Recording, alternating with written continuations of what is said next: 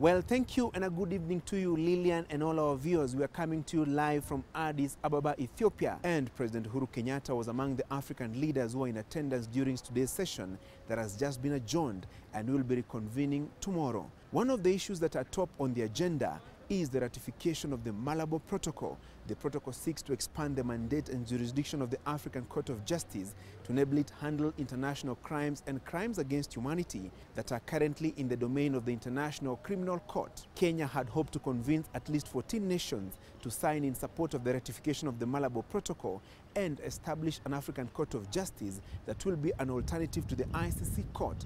However, those efforts still remain futile.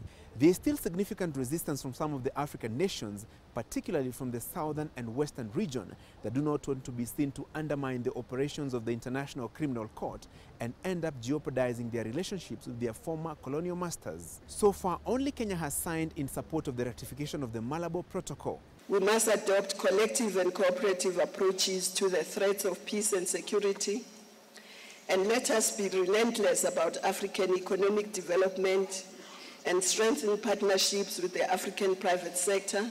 The Security Council is the most undemocratic institution we have in the entire architecture of the United Nations.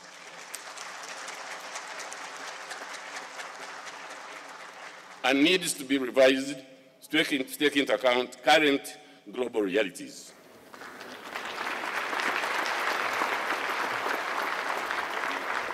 And the African Union has a new chairman. Zimbabwe's President Robert Mugabe has taken over from his Mauritania counterpart, Mohamed Abdelaziz. Mugabe is seen as a harsh critic of the West and did not waste time throwing jabs at the European nations. African resources should belong to Africa and to no one else except to those who we invite as friends. Friends we shall have, yes, but imperialists and colonialists no more. Africa is for Africans. Let us sing. But United Nations Secretary General Ban Ki-moon has challenged the African leaders not to cling on to power, but respect the verdict of the electorate at the ballot. Undemocratic constitutional changes and legal loopholes should never be used to cling to power. I urge all leaders in Africa and around the world to listen to your people.